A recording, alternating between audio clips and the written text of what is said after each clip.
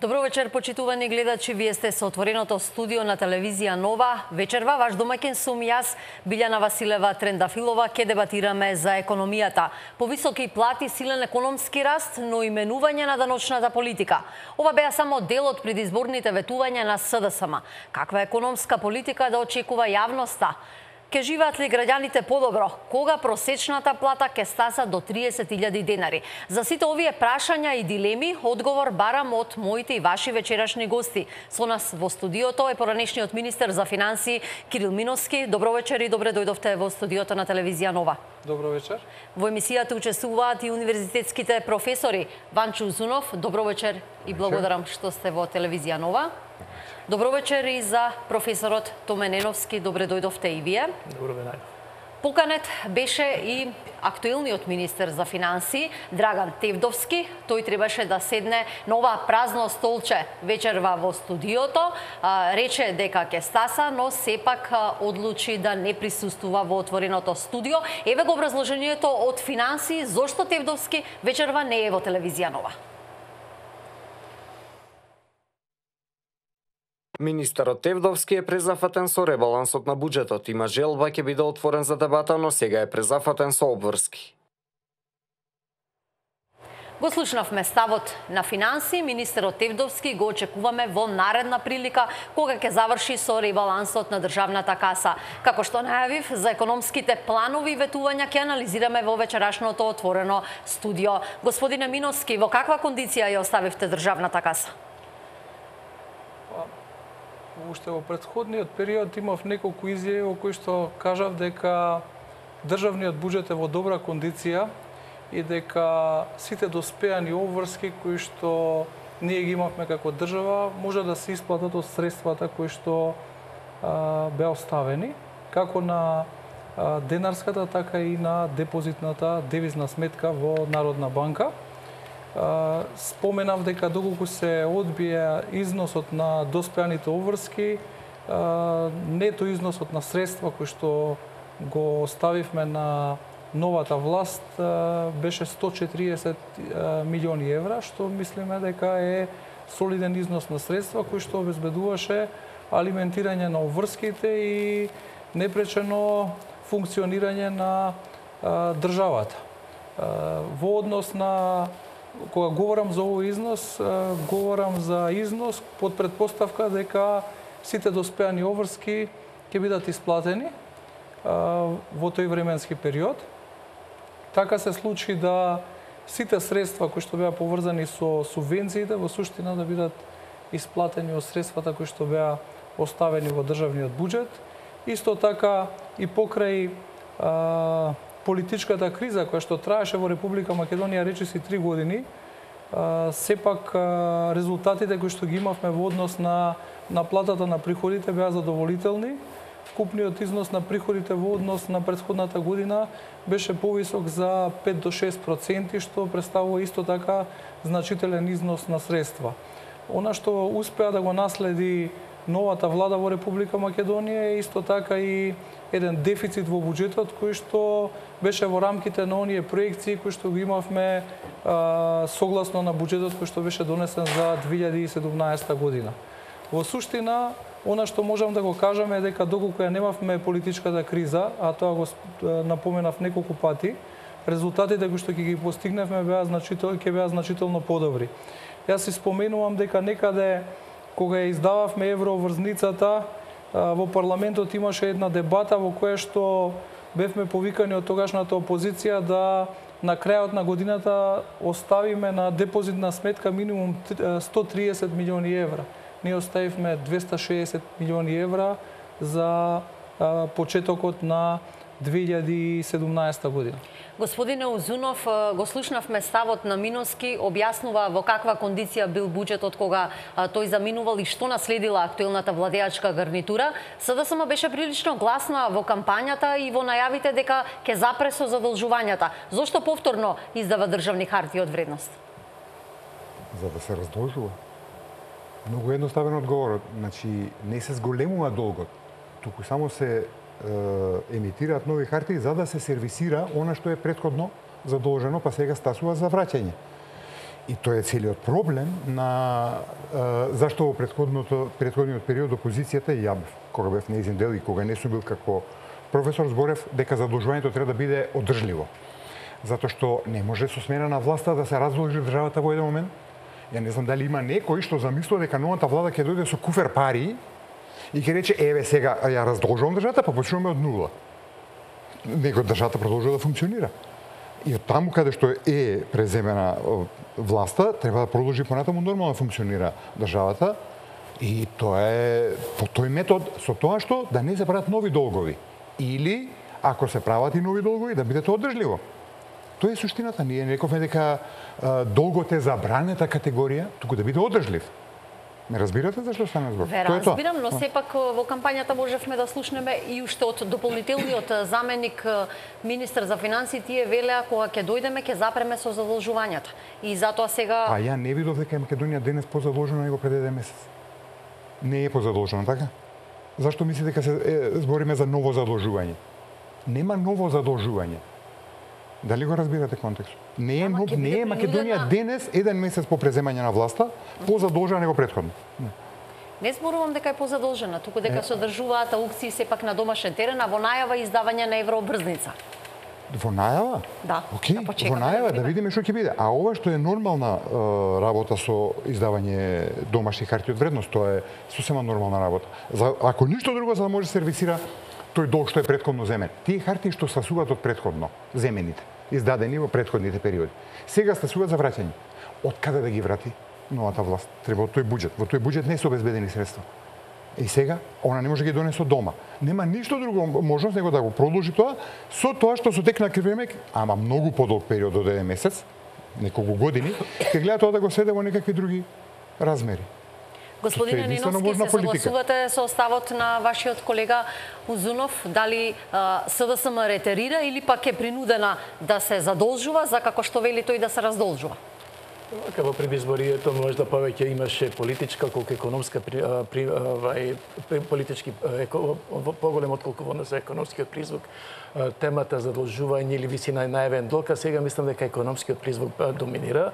Најавата, односно објаснувањето од Министерството за финансии дека да, во најголем дел се задолжува со нови записи за да може да се вратат старите долгови. Ние не можеме од она што го слушаме секојдневно да дознаеме дали новите задолжувања значат и одредено ново зголемување. Јас барем тоа не можам да го разберам, може би има. И сега еве го завчера беше 30 јуни, ние ќе добиеме нов податок за висината на задолженоста на земјата и ќе знаеме што се случило во изминатиот месец или два и така натаму. Иначе задолжувањето и ќе остане натаму, ќе продолжи натаму и заради ова работа која што ја кажавме веќе дека треба да се враќаат стари долгови, меѓутоа и заради одредени засега барем скромни најави за нови задолжувања за финансирање на одредени нови проекти кои што владата ги замислила. Тоа го влечам од еден коментар, од една изјава која што пред неколку дена ја даде потпредседателот задолжен за економски прашања, кој рече дека тие имаат замислени некои проекти кои што треба да се реализираат и за кои што се потребни пари. Точно така го рече, а тие пари најверојатно ќе се обезбедат со некои нови задолжувања. Во една ситуација и новиот министер за финансии најави дека ќе има и издавање на еврообрзница во кој период ќе видиме, во колкав износ ќе видиме. Дури беше направена и некаква мини анализа какви се сега финансиските состојбите на финансиските пазари од аспект на добивање на соодветниот износ на средства и од аспект на каматата. Да видиме со колкав рейтингот наш колкав е моментален и колкава каматна ставка на задолжување ќе ни обезбеди на меѓународните финансиски пазари. Меѓутоа, она што треба да се потенцира е дека се повеќе се размислува за задолжување на домашниот пазар. Тоа министерот повеќе пати го нагласува заради високата ликвидност на банкарскиот сектор, а јас би рекол да се внимава со задолжување во странство и заради височината на каматните ставки. Мислам дека може и да се најде модел за девизно задолжување во земјата. Неколку пати тоа го имам кажано, овој пат ќе се воздржам за да не предизвикам некакви дискусии кои што минатата година предизвикане на конференција на берзата која кажав дека има начини да се задолжуваме во девизи дома и тоа би било по-безболно финансирање на буџетскиот дефицит и помало загрозување евентуално на девизните резерви на земјата. Јас би сакал нешто да кажам во врска со задолжувањето и во врска со аукциите. Проблемот е политичката конотација во која што се даваше на процесот на задолжување, пред се при задолжувањето кое што се правеше на домашниот пазар. При секое издавање на државни записи на домашниот пазар, ние имавме наслови во медиумите, државата денеска повторно се задолжи за, например, 10 милиони, 7 милиони, 17 милиони евра, кои што ние ги користевме за враќање на претходно доспеани долгови. Значи, од таа причина е неопходно да се издвои таа политичка конотација од реалната економска конотација. Дали државата ќе продолжи да се задолжува? Да, ќе продолжи да се задолжува, заради тоа што тоа е неопходно да се враќаат старите долгови. Дали ние сакавме да ја користиме како Министерство за финансии поволната конјунктура која што имавме на домашниот пазар, големата ликвидност? Да, меѓутоа бевме критикувани. Ние тоа го правевме повторно со една единствена цел, да во рамките на максималниот износ за задолжување, кој што е утврден согласно со одлука и со буџетот, значи како можност кој што не го дава за задолжување на домашниот пазар, да ја искористиме ликвидноста која што имаме, се со цел да придонесеме да се промени структурата на долгот кој што го има Република Македонија, од аспект на зголемување на рочноста на долгот и намалување на просечната каматна стапка. И тоа успешно го правев. Втора работа, кога говориме за задолжувањето, она што е битно да се истакне е дека во однос на темата на висината на долгот, прашањето беше адресирано на претходната годишна конференција која што имаа Светска банка и Меѓународниот монетарен фонд во октомври 2016 година, кога беше побарана техничка мисија која што би дошла во Република Македонија, составена од страна на експерти на Светската банка и Меѓународниот монетарен фонд, која што ќе помогне на секторот за управување со јавен долг во Министерството за финансии во ревидирањето на стратегијата, во имплементација на нови алатки кои што се неопходни за управување со јавниот долг, како и јакнење на капацитетите на самиот сектор. Во јануари 2017 година отпочната е таа техничка мисија, тоа е еден проект кој што ќе продолжи и понатаму да се имплементира и претпоставувам дека за тоа беше запознаен и новиот министер за финансии, и тоа е проект кој што ќе помогне на долги стази во консолидирањето на управувањето со јавниот долг, меѓутоа и во јакнењето на капацитетите на Министерството за финансии за управување со јавниот долг. Во однос на задолжувањето ние дискутиравме и на други прашања, меѓутоа на други теми кои што се многу битни, за кои што пред се поради предизборната кампања не бевме во можност да ги имплементираме, како што се воспоставување на фискални правила, кои што би се вклучиле во соодветната законска регулатива, со кои што ќе се ограничи како висината на буџетскиот дефицит, така и висината на јавниот долг. Сметам дека во предстојниот временски период една од темите со кои што Република Македонија треба да се занимава е секако и воспоставување на овие фискални правила кои што ќе ги дадат главните ориентири за било кој министер за финансии во однос на управувањето со јавниот долг и буџетскиот дефицит. Е многу интересно, искажување. Многу интересно. Зашто не беа 10 години тие правила донесени? 10 години, 11. Можеше 11 пати се донесе. Меѓутоа не се донесу, за да нема ограничување. Така. Второ, кога беше претходно ова критиката, не беше критиката за задолжувањето, него затоа што долгот континуирано растеше. Факт. Континуирано растеше. И ако не беше критиката до опозицијата, и не постоја фискални правила, како што не постоја, па тоа ќе отидеше тек во неодржливост. Тек тогаш ќе отидеше во неодржливост. Зашто политичарите некој мора да ги дисциплинира. Во отсутство на други, во дадениот случај во Македонија, владата рече ММФ goodbye, нема кој него тоа да го прави или опозиција или некој вака експерти. Нема кој. Сами они нема се дисциплинират, бидат убедени. И затоа тој дел на таа критика може само позитивно да биде оценен. Како што сега да има вакви дебати не е лошо. Не е лошо, никој не ги негира сега дебатите. Зашто сите влади мора да се контролират, плюс овие правила се донесат, така е. Ама зашто не беа донесени? Точно тоа е суштината, зашто критиката беше уште појака. Да се добедеа донесени. Единствено што ќе бевме ние, бар професори што ќе правевме, уште колку имаш до плафонот. Само тоа ќе го гледавме. И дали е одржив долго, дали ќе може некако се враќа. Но тоа не беше бија толкава дебат. Точно, значи дека де факто вие докажувате дека демократијата малце и функционирала во Македонија. Не е идеално, меѓутоа некако профункционирало. Инаку тек имавме сега неодржлива ситуација. Во однос на долгот, ја мислам дека Македонија веќе неколку пати имам истакнато е умерено задолжена држава. Ама дали ќе беше умерено задолжена, да не беше реакцијата? Мислам дека и без таа реакција, сепак владата од која што јас бев дел, беше одговорна во однос на долгот.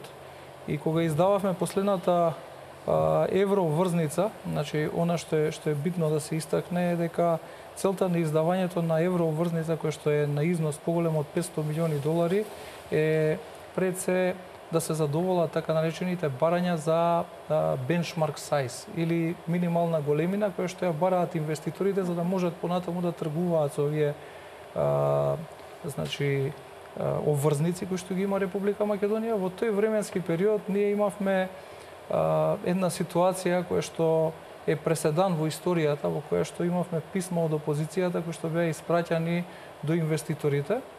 Цената ја платија граѓаните на Република Македонија. Првиот ден на прајсингот, иако имаше 3 пати поголем интерес за купување на македонската обврзница, кога требаше да се постигне значително пониска цена на обврзницата, ние од проста причина што имаше таква реакција, правните тимови на конзорциумот на банките и правниот тим кој што го ангажираше Република Македонија направија дополнителни проверки и потоа на вториот прајсинг се случи да цената која што ние ја плативме за обврзницата биде повисока, разликата во цена од околу 30 милиони евра кои што ќе ја платат граѓаните на Република Македонија. Сега, доколку се однесуваме одговорно и ги имаме предвид интересите на Република Македонија, во тој случај треба да се воздржиме пред се од рушењето на меѓународниот кредибилитет на Република Македонија, заради тоа што секој поранешен министер за финансии, во случајот јас сум поранешен министер за финансии, може да ја злоупотреби својата позиција и да напише писмо до инвеститорите во кој што ќе се оспорува определен процес. Тоа не е добро за Република Македонија. Од тие причини сметам дека тие политички елементи треба да ги ставиме на страна и да го имаме во предвид нашиот заеднички македонскиот интерес и во економијата и во сите други сфери. И кога говориме и за јавниот долг и за процесот на задолжување, треба да говориме заради тоа со објективни параметри и да имаме во предвид што е најдобро да се направи за да може македонската економија да се развива во насока на постигнување на оние цели кои што ги имаме сите, а тоа се унапредување на животниот стандард на граѓаните, постигнување на повисок степен на вработеност. Професоре, тука ништо не ми е јасно. Која држава ја контролира опозицијата у свет? Ниедна. Имаме власт. И опозицијата напишала писмо. И правните тимови испитале и ја покачале цената на долгот. Па кај е проблемот? Во писмото или во тоа дека власта нешто не направила, па долго треба да ја покача? Ако опозицијата тогаш кажала нешто што е неодржливо, правните експерти ќе се насмееле и ќе ја дадале обврзницата по иста цена ќе се котирала. Зашто е покачена цената? Значи опозицијата имала право. Одговорност на власта е да не прави проблеми со нарушување на законитост. Одговорност опозиција е да опомене ако е тоа направено, за да не се направи втор пат или да не се направи повеќе. Да, инаку опозицијата ако напише писмо кое што е неиздржано, па ќе се насмеат сите. Ќе се насмеат, нема се качи цената на долгот. Ќе рече што овие зборат, појма немат. Ама не е така. Очигледно дека имало причина која што тие не ја знаеле по опозицијата која ги поменала, па рекле чекај. Не е така? Не, апсолутно не е така. Најнапред заради тоа што доколку постои некаков правен ризик, во тој случај не постои ниту еден релевантен инвестициски фонд, нити конзорциумот на банки кои што го сочинува Deutsche Banka, кои што го сочинува Citibank, ќе дозволи некој да продава евроврзница доколку таа не е соодветно правно подкрепена. Тоа е прва работа. Се работи за пресериозни значи и банки и инвестициски фондови. Едноставно секој инвеститор настојува да добие што е можно повеќе. Тоа се работи за тргување. Нивното тргување значи зголемување на цената на купонот кој што ние го плаќаме. Едноставно која што зависи од ризикот. Едноставно дополнителна премија е вкалкулирана како последица на писмото кое што беше испраќано до инвеститорите и тоа резултираше со повисока каматна стапка која што ја плаќа Република Македонија. Ама зашто е повисок ризикот ако опозицијата напише писмо. Доколку јас напишам сега писмо Да. до инвеститорите, повторно ќе се зголеми каматната стапка која што ќе ја плаќа Република Македонија при задолжување. Освен ако не напишеш нешто што не е точно. Ме разбираш? Мислам, можеш да напишеш ти нешто и они ќе гледат и речат, ова нема врска. Прво, тоа не е практика, туку тоа е преседан. Кој е? Пишување на писмо до инвеститори. Тоа се нема случено до сега во историјата на тргување со обврзници. Подобро ќе биде дома да се решат работите, да не се бламираме или Дома не објаснуваме можеше да бидат инвеститори. дома не можеше да бидат решени работите никако. Значи ние ваква дебата немавме. Ни случајно. 11 години немавме дебата. И сега имаме дебата и сега можеме да ги решаваме работите. Но не немавме дебата. За Овде каква немаше дебата дебата. зборувате? било За каков вид на телевизиска дебата или за експертска помеѓу академската Значи села? зборам и за телевизиска и за експертска, па дури и собраниска. Тоа све беше подвргнато на еден режим. Сега се менуваат работите. Ги видиме до кај ќе стисала. Тоа уште има многу време. Меѓутоа, кој можеше Македонија да и било што укаже на опозицијата? Таман, ја многу пати сум рекол дури, дај не укажувајте, зашто тек тогаш ќе отида со сила да го спроведа тоа што не чини. Само за да докаже дека по наше ќе биде. Не живеевме во добар период. Не живеевме. Не е кривица на никој овде. Не живеевме во добар период. И сега, мислам, опозицијата се борела за своје место по сонцето, окей. И тоа е све нормално. Тоа е све нормално. Да имало начин да се реши дома проблемот, опозиција сигурно не се на благо со своја волја ќе пишувам писмо до инвеститори. Ама кога не му даш никаков простор ништо, па тоаш мора нешто да направи. Тоа е суштината и не е тоа мразење на државата, него тоа е нормална ситуација во една држава. Кога политичкиот контекст ќе се извади од нормала, тогаш тука е политичкиот ризик. И тоа додава на каматната стапка, на маргината на каматната стапка на меѓународните пазари. Да го немало тоа во нормална демократија, тоа ќе го нема. Нити опозиција ќе пише со и да го напише, станските ќе речат кој е овој? Ајде догледај, ние имаме работа со влада. Ама чим го зеле во предвид, значи дека нешто имало во него. Мислам, тоа е логиката. Така? Професоре, се политизирали многу со долгот и задолжувањата? Значи ме некоја порака сега од сета оваа дискусија. Мислам дека новата актуелната влада и актуелниот министер на некој начин влечат одредена порака од оваа досегашна вечерашна дискусија во смисла на она како треба да се однесува во спроведување на она што е запишано во програмата, во смисла на консолидирање на буџетот, во смисла на стегање на буџетскиот дефицит, како што и во фискалната стратегија е напишано дека секоја година треба да се намалува, тоа по автоматизам би го намалувало и јавниот овој долг, меѓутоа да се остани доследен на тоа, да не дојдеме после некоја година, не ние, можеби некоја друга екипа за дискутира, па да рече истото се вакви некои слични дискусии, ве предупредувавме, па не правевте така натаму. Според тоа фискални правила и тоа како треба да се воведат, јас често го кажам на фискално правило што мене ми е најпристапно да речам дека буџетскиот дефицит не сме да е поголем отколку растот на бруто домашниот производ. Значи секојаш треба да е помал, за да може со нешто да се финансира. И најпосле да го введиме на фискално правило што во уставот сме го замислиле пред некоја година да го внесиме, не знам од која причина, политичка веројатно, не го внесовме, како што германската држава го воведе во смисла да буџетот не смее да биде, односно јавниот долг не смее да биде поголем од 60%, односно буџетскиот дефицит да не биде поголем од 1,5%. И ако нешто се случи над тие проценти, владата без никаква дискусија сама по себе да паѓа.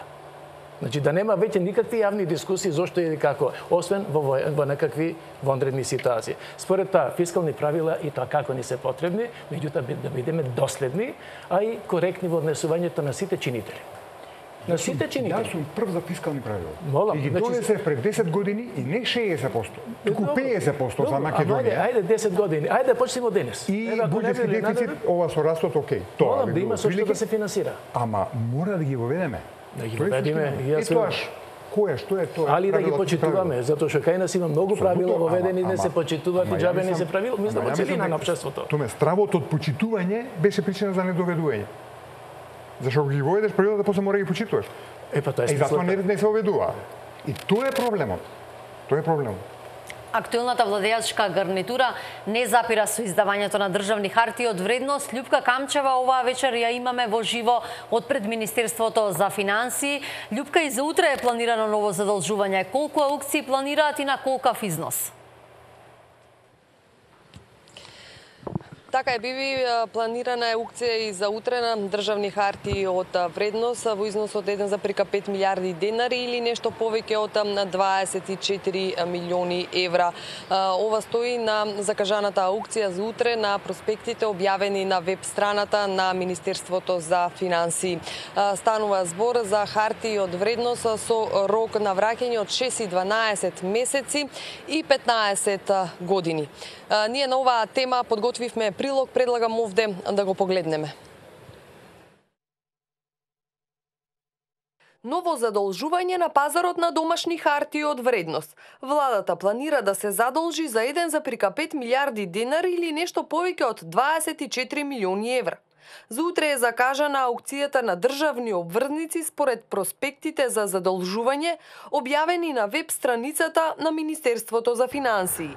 Веќе следниот ден, односно во среда, по основ на доспеани долгови, треба да се врати сума во износ од 7 милиони евра. За утрешното задолжување се работи за хартии од вредност со рок на враќање од 6 и 12 месеци и 15 години.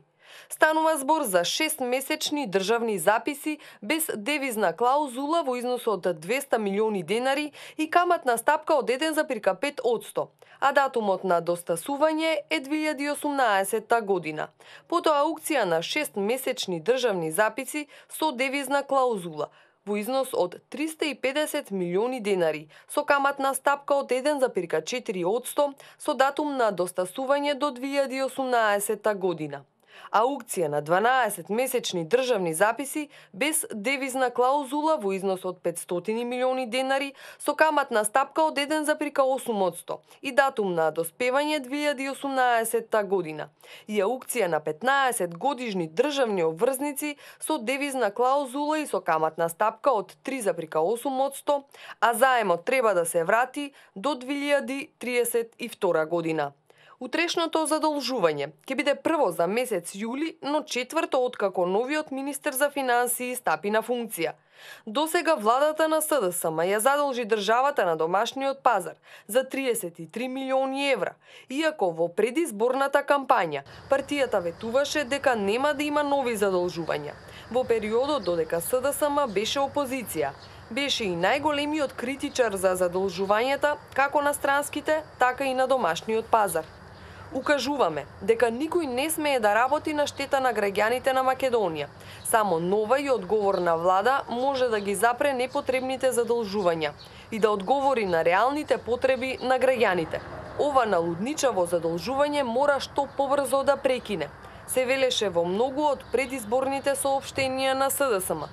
Голема прашина минатата година се крена и со издавањето на 5-тата еврообврзница, кога тогаш СДСМ со писмо ги предупредуваше кредиторите дека со процесот на издавање на еврообврзницата се кршат неколку домашни закони.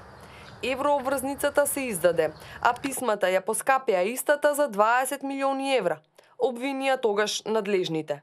Министерот за финансии Драган Тевдовски неодамна изјави дека согласно изгласаниот буџет за 2017 година има потреба од финансирање преку задолжување на домашниот и на надворешниот пазар, односно дека задолжувањата на домашниот пазар нема да запрат, а се разгледуваат и опциите за надворешни задолжувања.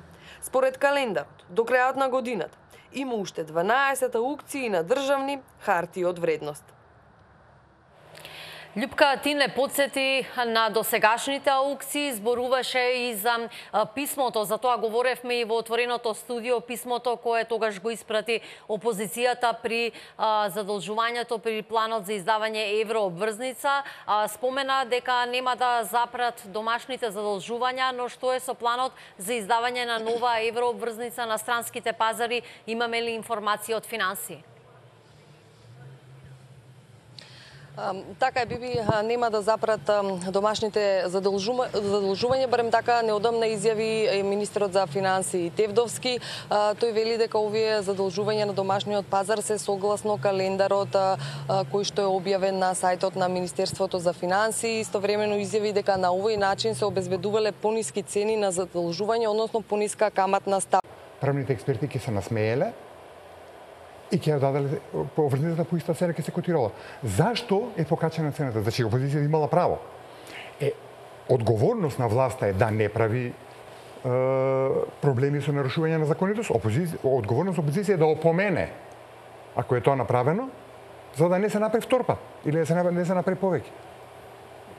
Да, инаку опозицијата ако напише писмо кое што е неиздржано, па ќе се насмеат сите. Ќе се насмеат, нема се качи цената на долгот, ќе рече што вие зборат, појма немат. Ама не е така. Очигледно дека имало причина која што тие не ја знаеле по опозицијата која ги поминала, па рекли чекај. Не е така? Не.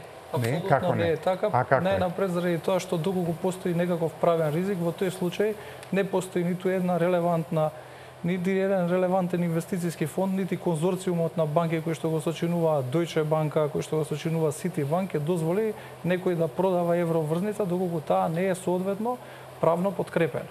Тоа е прва работа. Се работи за пресериозни значи и банки и инвестицијски фондови. Едноставно секој инвеститор настојува да добие што е можно повеќе. Тоа се работи за тргување. Нивното тргување значи зголемување на цената на купонот кој што ние го плаќаме. Едноставно која што зависи од ризикот. Едноставно дополнителна премија е вкалкулирана за како последица на писмото кое што беше испраќано до инвеститорите и тоа резултираше со повисока каматна стапка која што ја плаќа Република Македонија. Ама зашто е повисок ризикот ако опозицијата напише писмо? Доколку јас напишам сега писмо до инвеститорите, повторно ќе се зголеми каматната стапка која што ќе ја плаќа Република Македонија при задолжување. Освен ако не напишеш нешто што не е точно. Ме разбираш? Мислам, можеш да напишеш ти нешто и они ќе гледат и речат, ова нема врска. Прво, тоа не е практика, туку тоа е преседан. Кој е? Пишување на писмо до инвеститори. Тоа се нема случено до сега во историјата на тргување со обврзници. Подобро ќе биде дома да се решат работите, да не се бламираме или дома не можеше да бидат дома не можеше да бидат решени работите никако. Значи ние ваква дебата немавме. Ни случајно. 11 години немавме дебата. И сега имаме дебата и сега можеме да ги решаваме работите, но не немавме дебата. За каква дебата зборувате? За телевизиска или за експертска помеѓу академската фела? Значи зборам и за телевизиска и за експертска, па дури и собраниска. Тоа се беше подвргнато на еден режим. Сега се менуваат работите. Ги видиме до кај ќе стисала. Тоа уште има многу време. Меѓутоа, кој можеше Македонија да и било што укаже на опозицијата? Таман, ја многу пати сум рекол дури, дај не укажувајте, зашто тек тогаш ќе отида со сила да го спроведа тоа што не чини. Само за да докаже дека по наше ќе биде. Не живеевме во добар период. Не живеевме. Не е кривица на никој овде. Не живеевме во добар период. И сега, мислам, опозицијата се борела за своје место по сонцето, окей. И тоа е све нормално. Тоа е све нормално. Да имало начин да се реши дома проблемот, опозиција сигурно не седнала благо со своја волја ќе пишам писмо до инвеститори. Ама кога не му даш никаков простор ништо, па тоа мора нешто да направи. Тоа е суштината и не е тоа мразење на државата, него тоа е нормална ситуација во една држава. Кога политичкиот контекст ќе се извади од нормала, тогаш е тука е политичкиот ризик. И тоа додава на каматната стапка, на маргината на каматната стапка на меѓународните пазари. Да го немало тоа во нормална демократија, тоа ќе го нема. Нити опозиција ќе пише и да го напише, станските ќе речат, кој е овој? Ајде догледај, ние имаме работа со влада. Ама чим го зеле во предвид, значи дека нешто имало во него. Мислам, тоа е логиката. Така?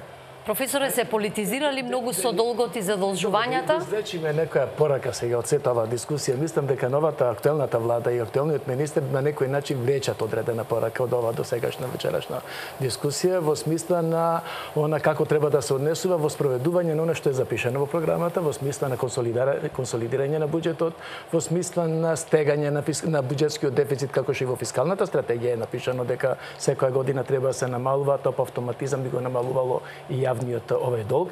Меѓутоа, за да се остани доследен на тоа, да не дојдеме после некоја година, не ние, можеби некоја друга екипа за да дискутира, па да рече еве истото се вакви некои слични дискусии ве предупредувавме, па не правевте така натаму. Според тоа фискални правила и тоа како треба да се воведат, јас почесто го кажам на фискално правило што мене ми е најпристапно да речам дека буџетскиот дефицит не сме да е поголем отколку растот на бруто домашниот производ. Значи секогаш треба да е помал. за да може со нешто да се финансира. И најпосле да го введиме на фискално правило што во уставот сме го замислиле пред некоја година да го внесиме, не знам од која причина, политичка веројатно, не го внесовме, како што германската држава го воведе во смисла да буџетот не смее да биде, односно јавниот долг не смее да биде поголем од 60%, односно буџетскиот дефицит да не биде поголем од 1,5%. И ако нешто се случи над тие проценти, владата без никаква дискусија сама по себе да паѓа. Значи да нема веќе никакви јавни дискусии зошто или како, освен во некакви вонредни ситуации. Според тоа фискални правила и тоа како ни се потребни, меѓутоа да бидеме доследни, а и коректни во однесувањето на сите чинители. На сите чинители. Јас сум прв за фискални правила. Молам, и ги донесе пред 10 години и не 60%, туку 50% за Македонија. Ајде 10 години. Ајде почнеме од денес. И буџетски дефицит, ова со растот окей. Тоа Молам да има со што да се финансира. Ама мора да ги воведеме. Да ги воведиме. Што е тоа? Али да ги почитуваме, затоа што кај нас има многу правила воведени, не се почитуваат и џабе не се правила, мислам во целина на општеството. Томе стравот од почитување беше причина за недоведување. Зашто ги воведеш правила да после мора да ги почитуваш. Тоа е затоа не се воведува. И тоа е проблемот. Тоа е проблемот. Актуелната владеачка гарнитура не запира со издавањето на државни хартии од вредност. Љупка Камчева оваа вечер ја имаме во живо од пред Министерството за финансии. Љупка, и за утре е планирано ново задолжување. Колку аукции планираат и на колкав износ? Така е, биви планирана е аукција и за утре на државни хартии од вредност во износ од 1,5 милиарди денари или нешто повеќе од 24 милиони евра. Ова стои на закажаната аукција за утре на проспектите објавени на веб страната на Министерството за финансии. Станува збор за хартии од вредност со рок на враќање од 6 и 12 месеци и 15 години. Ние на оваа тема подготвивме прилог, предлагам овде да го погледнеме. Ново задолжување на пазарот на домашни хартии од вредност. Владата планира да се задолжи за 1,5 милиарди денари или нешто повеќе од 24 милиони евра. За утре е закажана аукцијата на државни обврзници според проспектите за задолжување објавени на веб страницата на Министерството за финансии. Веќе следниот ден, односно во среда, по основ на доспеани долгови, треба да се врати сума во износ од 7 милиони евра. За утрешното задолжување се работи за хартии од вредност со рок на враќање од 6 и 12 месеци и 15 години. Станува збор за 6-месечни државни записи без девизна клаузула во износ од 200 милиони денари и каматна стапка од 1,5%, а датумот на достасување е 2018 година. Потоа аукција на 6-месечни државни записи со девизна клаузула во износ од 350 милиони денари, со каматна стапка од 1,4% со датум на достасување до 2018 година. Аукција на 12-месечни државни записи без девизна клаузула во износ од 500 милиони денари со каматна стапка од 1,8% и датум на доспевање 2018 година. И аукција на 15 годишни државни обврзници со девизна клаузула и со каматна стапка од 3,8%, а заемот треба да се врати до 2032 година. Утрешното задолжување ќе биде прво за месец јули, но четврто откако новиот министер за финансии стапи на функција. Досега владата на СДСМ ја задолжи државата на домашниот пазар за 33 милиони евра, иако во предизборната кампања партијата ветуваше дека нема да има нови задолжувања. Во периодот додека СДСМ беше опозиција, беше и најголемиот критичар за задолжувањата како на странските, така и на домашниот пазар. Укажуваме дека никој не смее да работи на штета на граѓаните на Македонија. Само нова и одговорна влада може да ги запре непотребните задолжувања и да одговори на реалните потреби на граѓаните. Ова налудничаво задолжување мора што побрзо да прекине, се велеше во многу од предизборните соопштенија на СДСМ. Голема прашина минатата година се крена и со издавањето на 5-тата еврообврзница, кога тогаш СДСМ со писмо ги предупредуваше кредиторите дека со процесот на издавање на еврообврзницата се кршат неколку домашни закони. Еврообврзницата се издаде, а писмата ја поскапеа истата за 20 милиони евра. обвинија тогаш надлежните. Министерот за финансии Драган Тевдовски неодамна изјави дека согласно изгласаниот буџет за 2017 година има потреба од финансирање преку задолжување на домашниот и на надворешниот пазар, односно дека задолжувањата на домашниот пазар нема да запрат, а се разгледуваат и опциите за надворешни задолжувања. Според календарот, до крајот на годината има уште 12 аукции на државни хартии од вредност. Љупка, ти не подсети на досегашните аукции, зборуваше и за писмото, за тоа говоревме и во отвореното студио, писмото кое тогаш го испрати опозицијата при задолжувањето при планот за издавање еврообврзница. Спомена дека нема да запрат домашните задолжувања, но што е со планот за издавање на нова еврообврзница на странските пазари? Имаме ли информации од финансии? Така е, Биби, нема да запрат домашните задолжувања, барем така неодамна изјави министерот за финансии Тевдовски. Тој вели дека овие задолжувања на домашниот пазар се согласно календарот кој што е објавен на сајтот на Министерството за финансии. Истовремено изјави дека на овој начин се обезбедувале пониски цени на задолжување, односно пониска каматна ставка. Тој исто така истакна дека ќе се намали фреквенцијата на одржување на аукции на државни хартии од вредност на 2 пати годишно, на 2 пати месечно. Истакна дека се следат и состојбите како на домашниот, така и на надворешниот пазар за евентуално да се издаде еврообврзница под најповолни услови, како што изјави Тевдовски, меѓутоа за наредната 2018 година. Планот е, како што изјави тој, да се оди со домашно задолжување, меѓутоа не ја исклучува можноста и за задолжување на надворешниот пазар. Тоа се, Биби, за сега информациите кои што неодамна беа изјавени од страна на министерот Тевдовски. Благодарам за деталите кои ги сподели со нас и со гледачите на телевизија Нова. Љупка Камчева во живо од пред зградата на Министерството за финансии. Ние продолжуваме со вечерашното отворено студио. Правиме куса пауза за реклами и се враќаме со дебатата.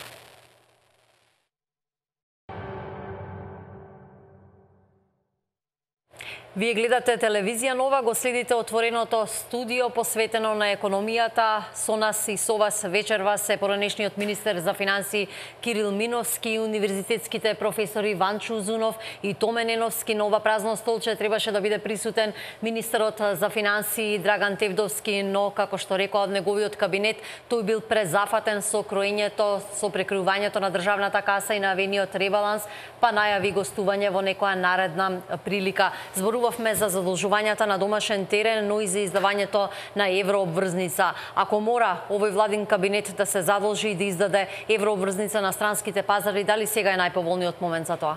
Веќе спомена во однос на користењето на поволната ситуација со ликвидност на домашниот пазар, сметам дека Министерството за финансии треба да искористи таа ликвидност која што има на домашниот пазар и да се задолжува на домашниот пазар по пониски каматни стапки и да настојува да ја зголеми рочноста на доспеаноста на долгот. Во однос на издавањето на еврообврзницата, со оглед дека на почетокот на 2018 година доспева поголем износ на средства, треба да се процени кој е најдобриот тајминг за издавање на еврообврзницата, со оглед на тоа дека и на светските финансиски, на меѓународните пазари на капитал постои висок степен на ликвидност и ниски каматни стапки, треба да се искористи таа состојба. Воедно сметам и да се оцени кога би било најдобро да се издаде еврообврзницата. Стабилизирањето на политичката состојба во Република Македонија воедно сметам дека ќе влие позитивно и врз кредитниот рейтинг, што во генерална мера ќе влијае позитивно и на обезбедување на пониски каматни стапки на меѓународните пазари при издавање на еврообврзници. Тевдовски најави дека нема да чека есента за ребаланс на буџетот. Неговите служби веќе работат на кратењето на државната каса. Веќе реков, ако беше тој присутен вечерва, од прва рака ќе слушнавме каде и колку планира да крати, но што може да очекуваме, кои инвестиции ќе настрадаат со евентуалниот ребаланс?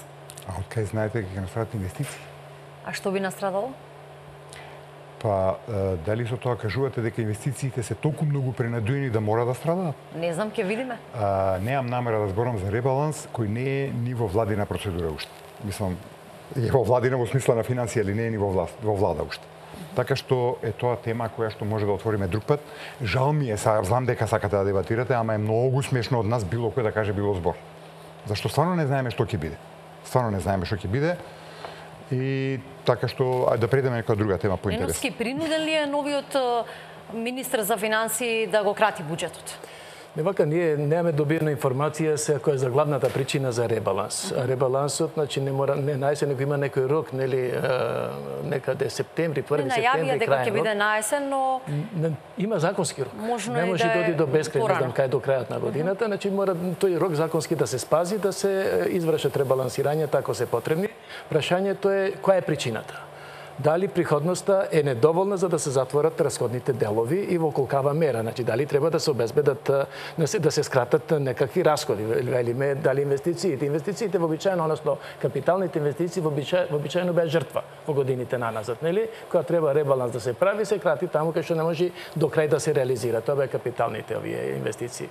И јас повторно ќе го поставам прашањето. Која е причината за ребалансот? Дали оценката за недоволна приходност не дозволува да имаме толка прилив на средства на приходната страна да ги задоволи расходните елементи, или пак, што јас малце си предпоставам дека може да е воведување на некои нови програми кои што ги има замислено владата, новата влада се разбира според нејзината програма, а кои не се сместени во буџетот донесен во минатата година.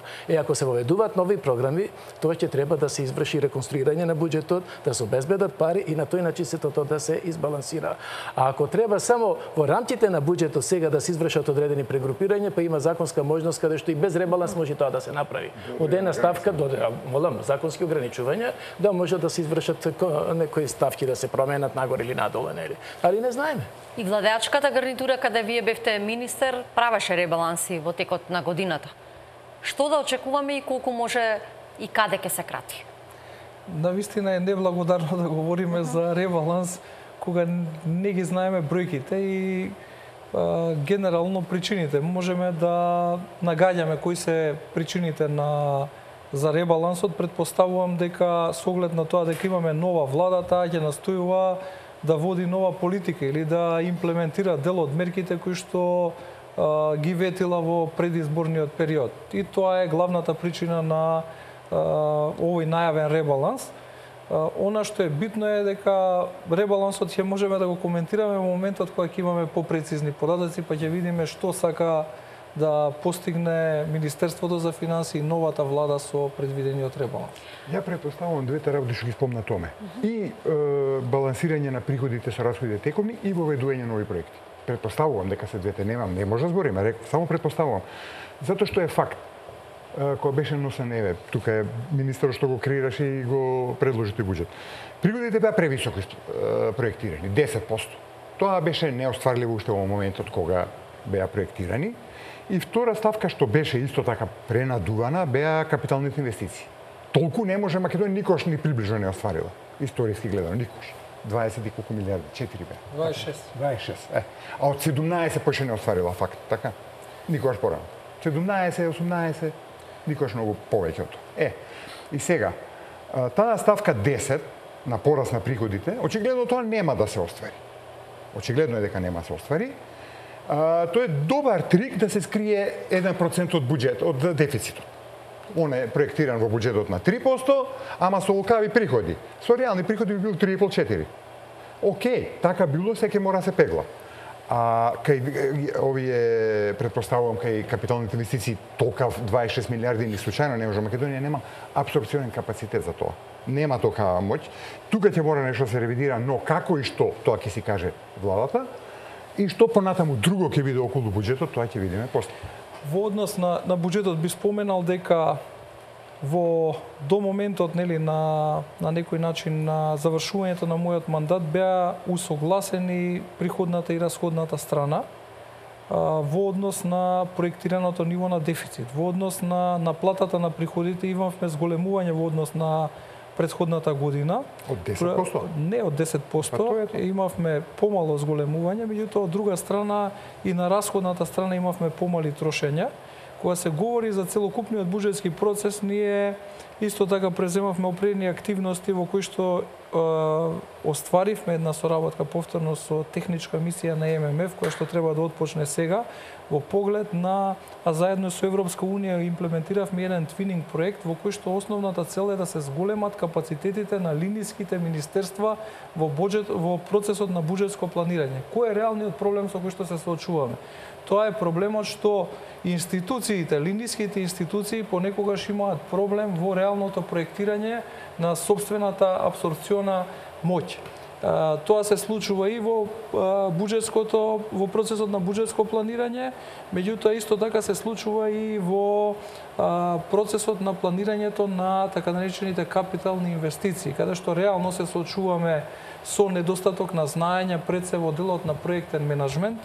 И во таа насока ние имавме превземено определени активности, иницииравме проекти чија што основна цел е да се зголемат тие вештини за проектен менаджмент кои што се од посебно значење за да се зголеми апсорбциониот капацитет на македонските институции за имплементирање на повисоко ниво на капитални инвестиции.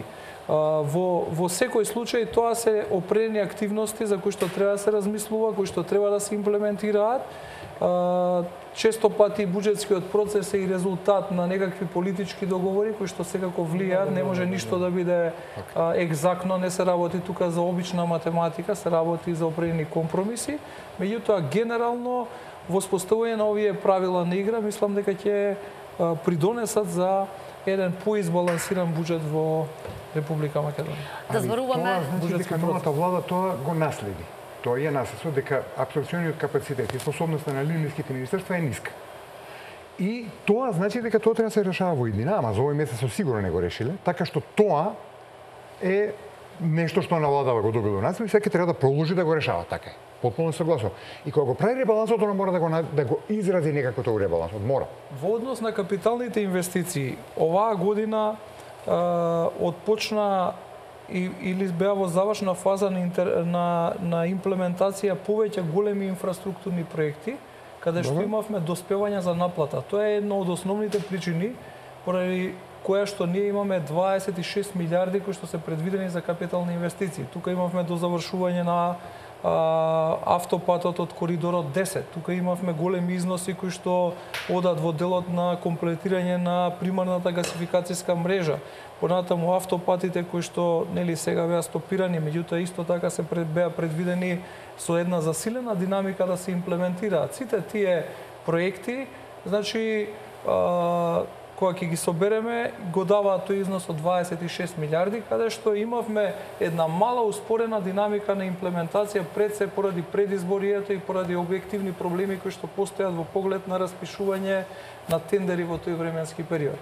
Меѓутоа, генерално сметав дека доколку ја немавме оваа ситуација која што имавме во Република Македонија, ќе имавме големи можности да го зголемиме степенот на користење на тие капитални инвестиции. Али е факт дека во првите 5 месеци се реализирани 7 милиарди капитални инвестиции.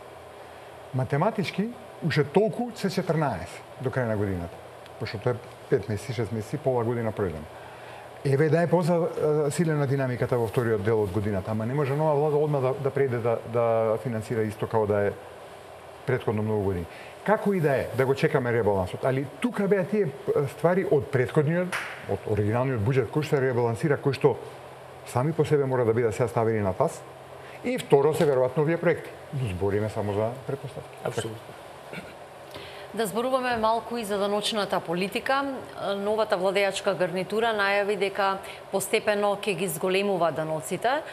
Тевдовски веќе е известил Светската банка дека планираат промена во овој сегмент. Од друга страна, можеме да слушнеме обвинувања од страна на ВМРО ДПМН дека евентуалното зголемување на даноците ќе значи крах на економијата. Кој добива, а кој губи од промената на даночната политика? Онака како што досега е соопштено од надлежните институции и одделни министри, може да стане збор за парцијална реформа во даночниот систем, односно измена само во персоналниот данок на доход. Само тоа го имам разбрано јас. Значи никаде во друг дел не е најавено дека ќе се менува. Значи данок на додадена вредност останува во тие големи како што е данок на добивка не се допира, нели?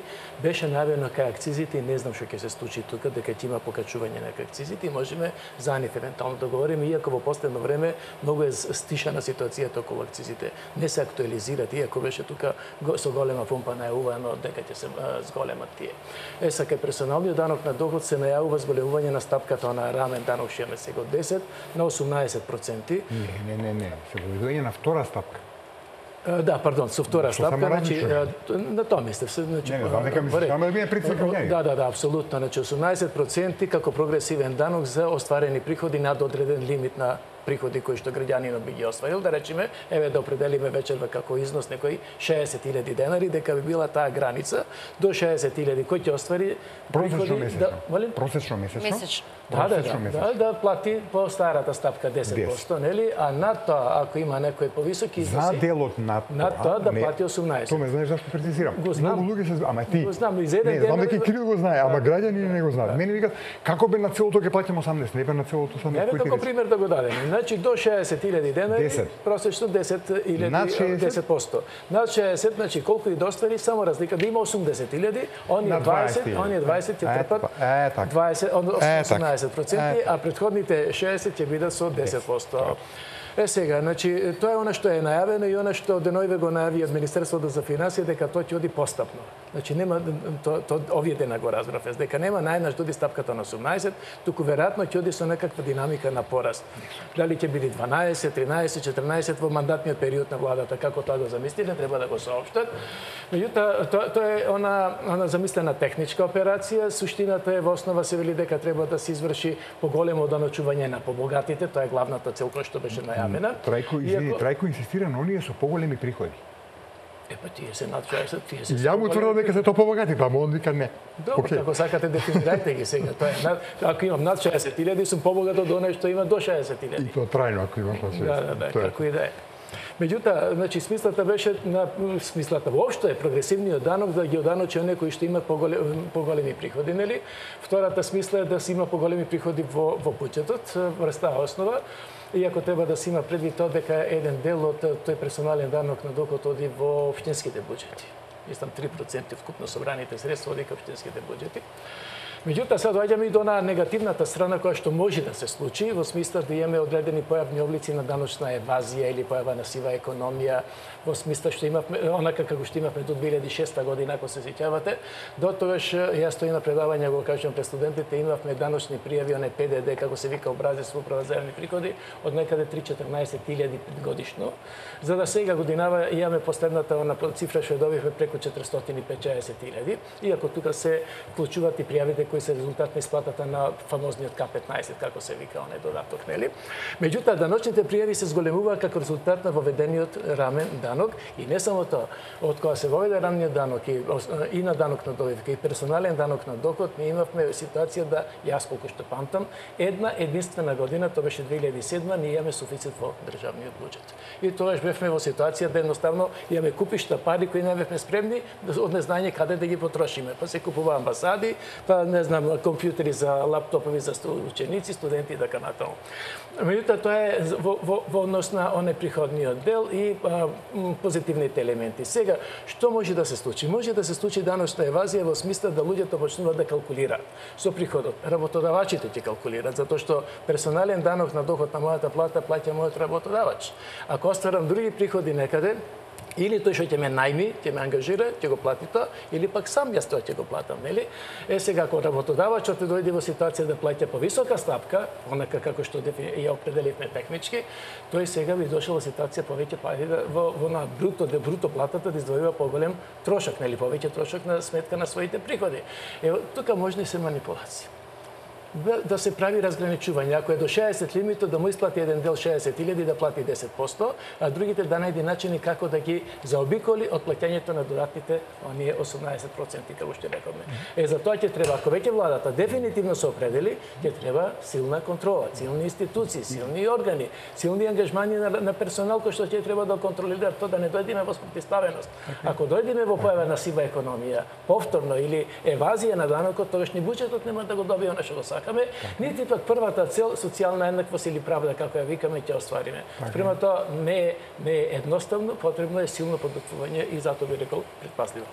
Затоа и мислам дека владата рекла дека ќе иде полека. Односно тоа Тевдовски го кажа. Тоа го слушнавме од Тевдовски дека етапно ќе се прави промената на држава. Веројатно да се преиспита дали тоа би било ефектно и евентуално да коригират нешто во програмата онака како што замислиле да воведат. Не, ја имам друг начин на размислување во поглед на таа даночна евазија, да таа е можна. Значи прво ние гледаме дека даночна реформа во овој вид носи некои бенефиции кои што може да бидат или се оценети од страна на одредена идеологија или одредено размислување како позитивни. Сега постои опасност. Да. Алибито нема да ја воведеме реформата што мислиме дека е добра, за да некој не почне да прави евазија, е исто како да речеме ајде во Македонија да укинеме дека е кривично дело силување, за да не мора тие што силуваат да се кријат. Зашто да се кријат богати?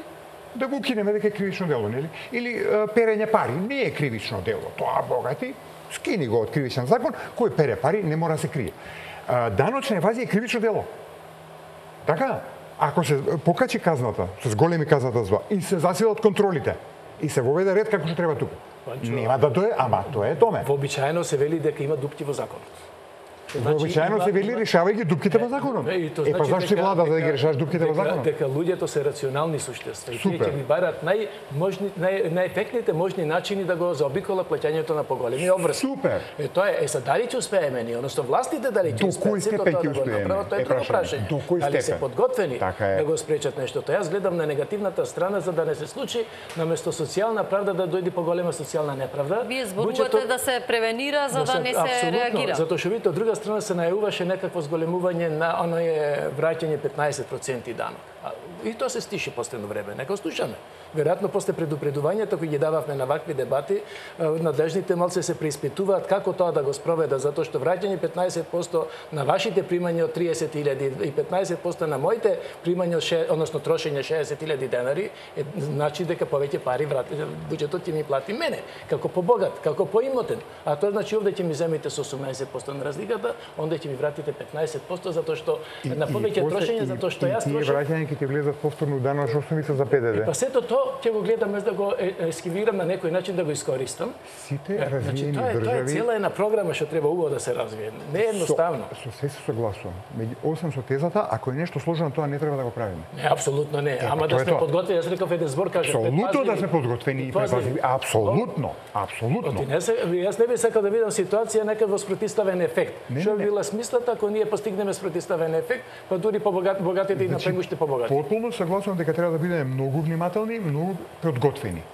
И кога ќе мислиме дека се спремни, уште да се спремаме. И нека оди чекор по чекор. Да, меѓутоа, да се откажеме или да мислиме дека е тоа национална катастрофа, тоа не го реков. Тоа не, други го реков. Два пати го реков предпазливи. Други го реков. Ниските даноци беа еден од главните адути кога привлекувавте странски инвеститори.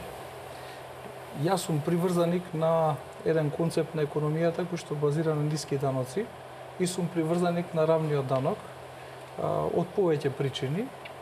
Значи, тука може воведувањето на прогресивното оданочување на некој начин е типично за една лева идеологија и тоа е легитимно да моменталната власт говори за воспоставување на некакви прогресивни даноци.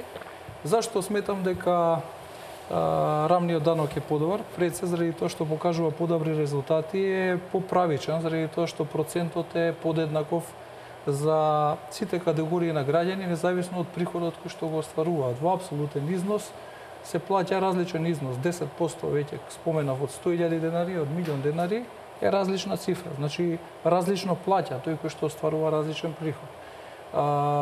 Искуствата од голем број земји во кои што е применет прогресивниот данок покажуваат пред се дека прогресивното оданочување влие негативно на привлекувањето на странските директни инвестиции. Понатаму, влијае дестимулативно врз предприемништвото, ги дестимулира лицата кои што се креативни, кои што остваруваат повисок приход, да и понатаму вложуваат и во развојот на сопствениот бизнис. Понатаму имаме негативни трендови на селење на капиталот од една во друга земја. Познато е дека од моментот кога Грција го склучи аранжманот со ММФ, имавме масовно селење на грчки компании и отварање на бизнисите во Република Бугарија поради пониските даноци. На ова ниво на економски развој, во кој што се наоѓа Република Македонија, сметам дека рамниот данок е најсоодветен, имајќи ги во предвид сите овие параметри, па вклучително имајќи го во предвид и оној елемент на правичност.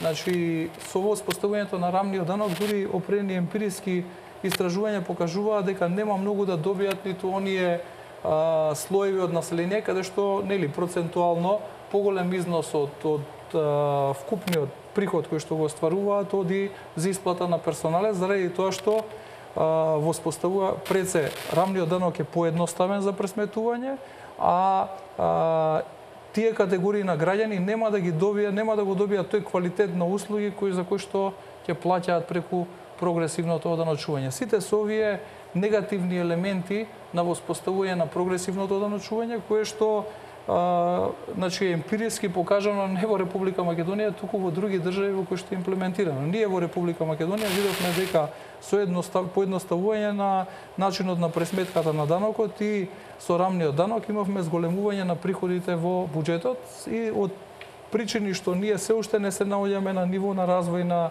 скандинавски земји кои што беа споменувани, дека и во наредниот временски период треба да се спроведува оваа даночна политика. Тоа е мое мислење. Колку прогресивното оданочување ќе биде на штета на граѓаните и на компаниите? Нема да биде на штета на компаниите воопшто, а на граѓаните нема да биде на штета на најголемиот број. И трето, плаќањето повисоки даноци, да го гледате како штета, е, како рековме, неодговорно однесување према државата и према економијата. Значи, ја бев зачуден пред повеќе години кога видов во една држава кампања "Среќен сум што плаќам даноци". И ја мислев, овие се забегали. Не е така. Не е така. Ние така размислуваме и додека размислуваме дека данокот е од мене жртва, штета, ја треба да не го платам. А државата мене ми должи да ми дава и да ме брани. Ние нема да имаме држава. Ние нема да имаме држава, да се разбереме. Тој менталитет, буџетот е една каса во која што треба да придонесат сите, ја ќе гледам таму да не сум, кај што тие придонесуваат, или минимум и да киднаме вазија и било што. Ама ваму кој се троши буџетот за здравство, образование, патишта, социјала, било што, а тука сум прв или меѓу првите, тоа ја води државата во пропаст. Значи, дајте да видиме, плаќам повеќе данок, барам подобра контрола од власта и отчетност на што ги потроши моите пари. Тоа прво е мајндсет, треба да го промениме. Второ, ја нема да согласим никош, меѓутоа ќе го кажам ставот. По-неправеден данок од рамен данок нема. Нема. Меѓутоа, ако е он толку негативен, зашто не го воведат развиените држави? И никош не го имале. Не збориме за скандинавски држави? Која држава членка на Европска унија го има? Која држава членка на ОЕЦД го има? Ниедна. Ниедна. Сите имаат прогресии. Многу убаво измерени прогресии. Не се еднакви, понекаде се пострми, кај некаде поблаги. Тоа можеме да го дебатираме. Но прогресија имаат. Рамни даноци имаат бивши социјалистички држави кои што ги оведоа и се уште не се ги вратиле назад, пошто некои веќе почна да ги враќаат назад. Азербејџан, Киргистан и така натаму, и латиноамерички држави. И латиноамерички држави. Ама полека ги враќаат. Со една стапка како ние. И Албанија го направи, и Чешка, односно Словачка. Значи, полека тој тренд се враќа назад. Затоа што има многу голема логика. Многу голема логика. Која што не е само исклучиво левичарска. Овие сите, Америка која било типично само левичарска. Еве сега има не левичарска влада. И во Британија ќе се смени една влада со друга. Не го враќа на рамен данок. Затоа што има многу голема логика во она функција на буџетот, односно предса на даночен систем, да прави редистрибуција на доходот, прераспределба, така да ги намалува социјалните разлики. Сега, колку тоа ќе биде издашно за буџетот? Зависи од даночната евазија. Тоа е факт. Ако таа се спречи, тоа нема да биде толку малку пари. И нека дел биде на општински приход. Тоа е добро, тоа е локален, Како ќе спречиме даночната евазија? Со добри контроли.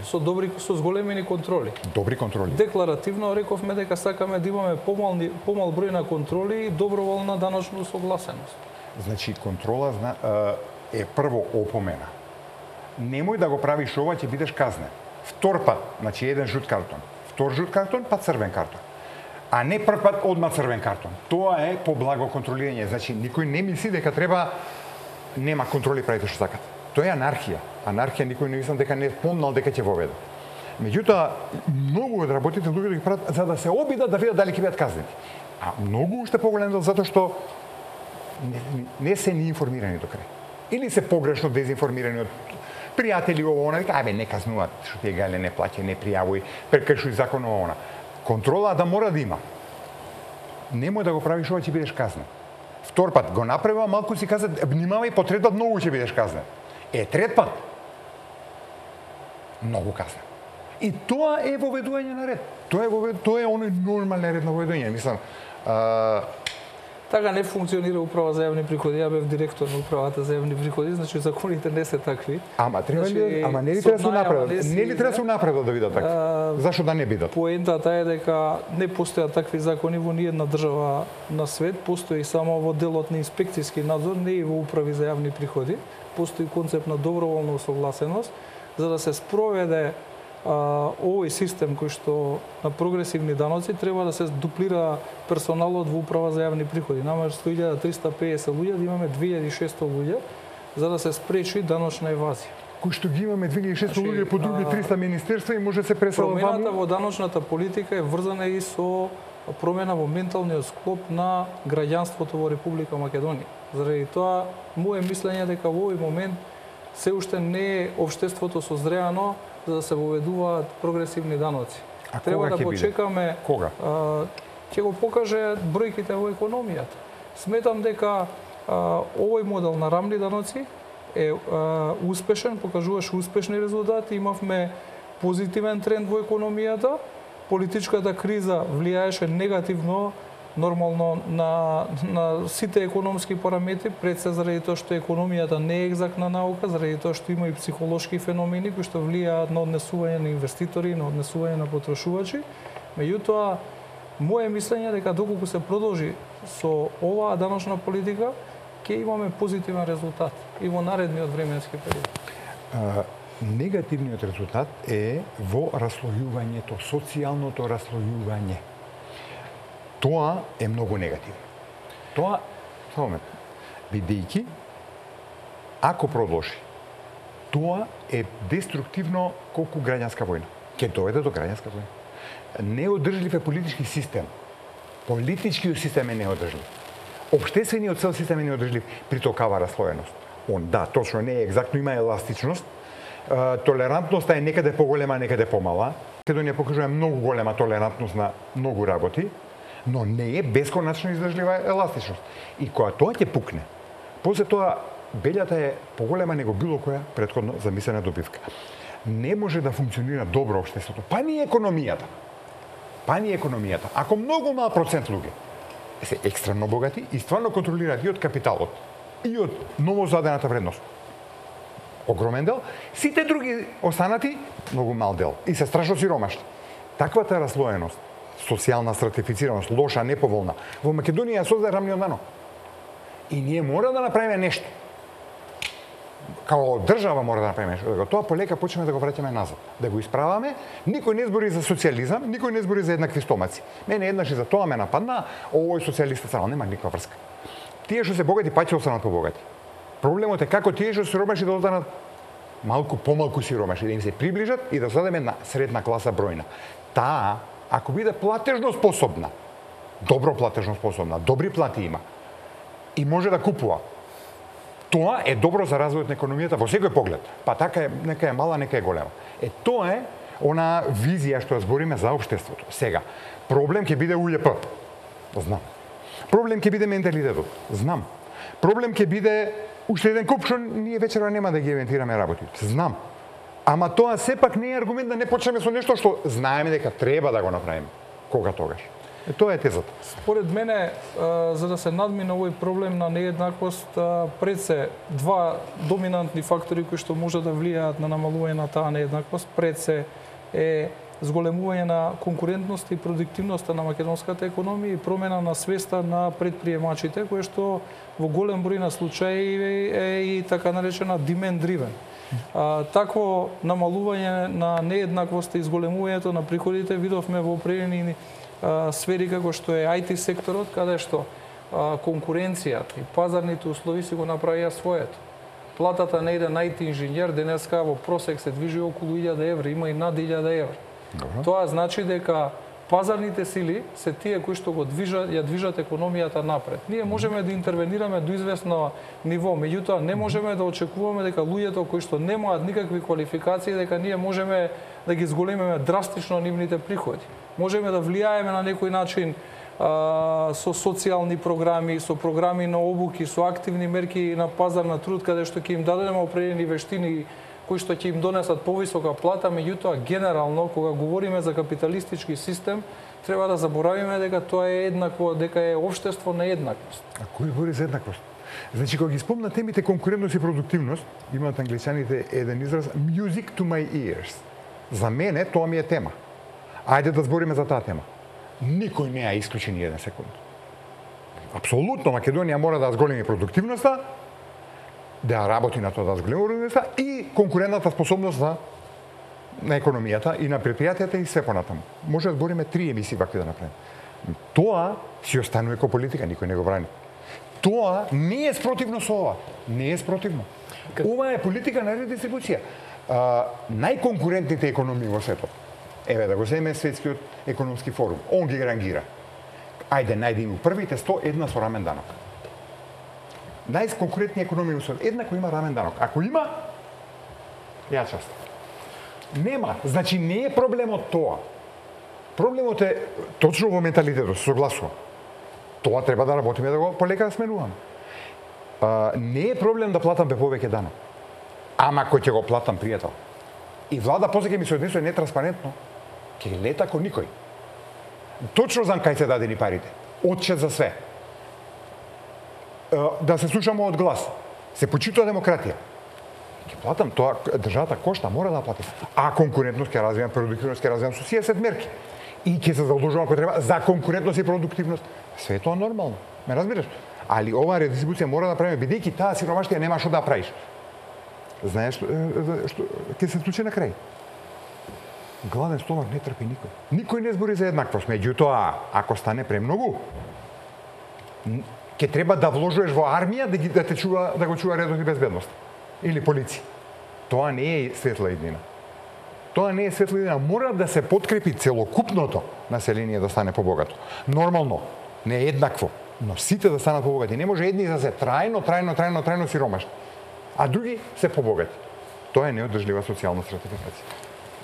Професоре, дали е сега време, многу дилеми и прашања, дали е сега време Од се беа помешања, значи персоналниот данок на доход, платите, кои што веројатно ќе бидат предмет на некое прашање затоа што не е забиколно, па социјалната компонента околу покачување на стандардот на средната класа, меѓусебно доближување, а почнавме од персоналниот данок на доход. Значи неговото покачување за онај дел што рековме за 18%, оние посиромашните нема побогати да ги направи. Тие пак ќе има таа плата, посиромашните ќе плаќат и натаму 10%, значи некој што беа. Тоа ќе ги направи. Да, меѓутоа сега треба одиме ке платите. Сега треба да го зголемиме нивниот стандард. Ќе го зголемиме нивниот стандард со зголемени плати, зголемени. Значи одиме во другата тема, тоа сакам да речам. Последната тема за која што ни остана малку време. Од данокот отидовме кај платите. Значи треба продуктивност дефинитивно. Да не зборуваме за зголемување на платите со декрет, веќе заборавена приказна на пазарни услови, пазарни услови нема. Претходната влада 3 пати го направи. Велам, да заборавиме реков. Претходната влада 3 пати го направи, не излеговме да кажеме не, ја излегов. Ама го употребив зборот да заборавиме.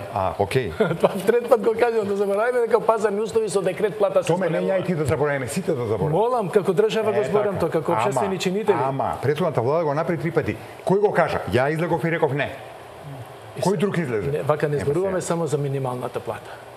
Зборуваме за просечна плата. Влада може да зголеми само минимална плата. Ништо повеќе. Просечната плата, ако оствари продуктивност, молам. Апсолутно, никој не збори за просечна плата, збориме за минимална плата. Меѓутоа во јавноста тоа провладува дека веќе дојде до 500 евра, до не знам кога, викам дека дојде до 1000 евра. За просечната плата. Може да дојдеме до 1000 евра просечна плата. И тогаш веќе ги намалуваме социјалните разлики, али да создадеме. Да создадеме. Ова ако го направиме ми го платите. Така да? А не ако направам па и тоа да не ми го платите, да ми скриете како работодавачи. Ама чекај, никој не збори за тоа? Не велам во целина во општеството таква една представа постои дека треба најнаш да се дојде до некаква височина од 500-600 евра плата. Не може владата да го направи тоа. Тоа не може владата да го направи јако го зна партијата што е сега на власт не се ни оврзала. Ветуваше 500 евра.